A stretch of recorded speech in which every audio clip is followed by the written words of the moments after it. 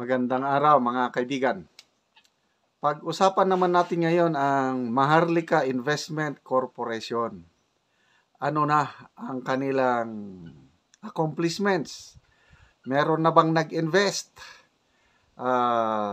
Bibihira pong magsalita.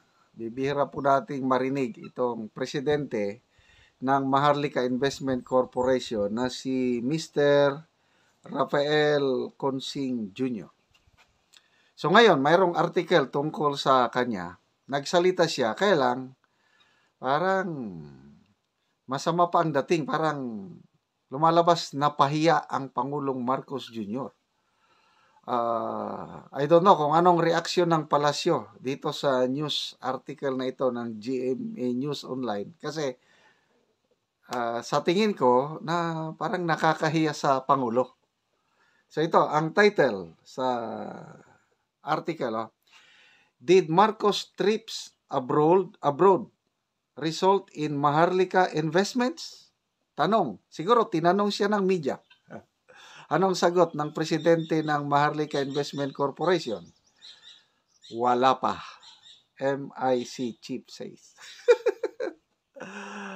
So, sayang-sayang lang ang biyahe ng presidente. Billions of pesos ang budget niya kabibiyahe sa abroad. Sabi niya maghikayat ng mga investor. Ngayon, pinatutuhanan na ng presidente ng Maharlika Investment pa. Wala pang investment mula nung simula. Ay, grabe. Ito, sinulat ni Ana Felicia Bajo. GMA Integrated News, published January 28, 2025, 1:25 p.m. Okay, basahin natin ha. No foreign firm has invested yet in the Philippines Sovereign Wealth Fund. Maharlika Investment Corporation President Rafael Consing Jr. said Tuesday, kahapon. Okay.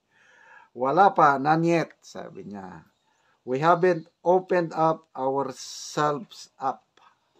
So we want to build our credibility first and then we will open up. Yan ang sabi niya. When asked if the President Ferdinand Bongbong Marcos Jr. foreign trips have resulted in investments with Maharlika, sabi niya, wala pa. Hindi siya marunong sumagot. Nako, siguro, kung lang ito, hindi siya nasanay humarap sa media. Pwede mo mang sagutin yun ng palihis para hindi naman mabulilyaso ang Pangulo. Kasi, pero magtatatlong taon na, binabati ko sa Pangulo na sige lang biyahe ng biyahe, na nasasayang lang ang pera ng taong bayan, biyahe ng biyahe, na wala namang nakikitang investment. Tapos, sasabihin pa ng kanyang in-appoint sa Maharlika Investment Corporation na wala pang nag-invest sa Maharlika nang dahil sa kabibiyahe ng presidente. O, di ba? Nakakano? Ito. Consing, however, expressed hope that by the end of the year, the Maharlika Investment Corporation will acquire a number of foreign investments. Ito palagi ang marami akong nababasang article na pagtanungin kung kailan magkaroon ng investment. Okay, may nabasa nga ako by this quarter, first quarter of 2025. Yun yung nabasa kong article. I think billionario.com ang kaya lang, question ng billionario.com wala namang kasiguruhan. So ito, bagong statement by the end of the year. Baka magkakaroon na ng investment. Nako, sayang-sayang lang po ang laki po ng sweldo nitong presidente ng Maharlika Investment Corporation. Correct me if I'm wrong, tama yung maalala ko, 2.5 million per month ata ang sweldo niya.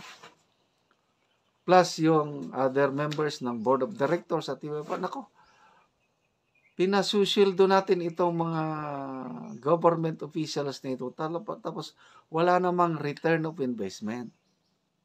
maghintay lang daw tayo we are expecting 3 or 4 material ones without making any elaboration on which sector. Kasi different sectors, may energy, may agriculture ba yan, may infrastructure, tourism. 7 areas. Meron pa nga daw aerospace, yung space development program. Wow, ang galing. Mataas ang pangarap. Okay. Marcos has since said that the Philippines Sovereign Wealth Fund investment is meant to draw capital financing from overseas to boost economic growth. Yan ang palaging pangako ng Pangulo, na ang vehicle daw para uunlad ang Pilipinas ay ang Maharlika Investment Fund. Hanggang ngayon, wala pa.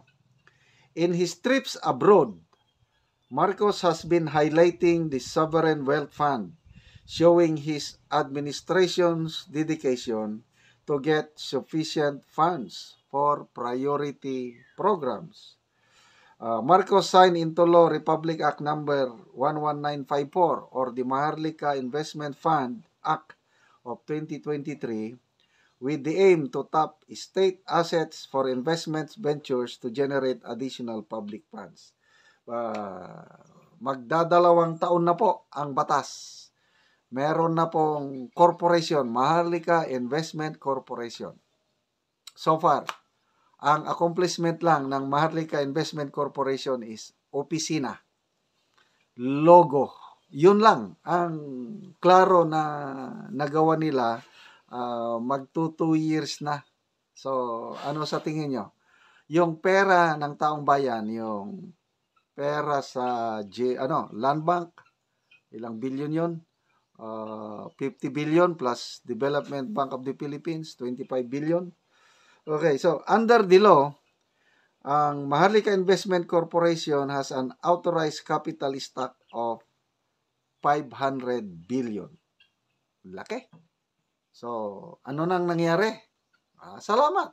Pasalamatan natin ng presidente. Pasalamatan natin ang Maharlika Investment Corporation dahil nakagawa na sila ng logo at naka-establish na sila ng opisina. Yun po ang return of investment ng pasweldo natin sa kanila. 2.5 million per month ang sweldo ng presidente ng Maharlika. Okay? So mga kaibigan, salamat po sa inyong panonood sa ating channel. Nakakatulong tayo sa nangangailangan. Pinili natin ang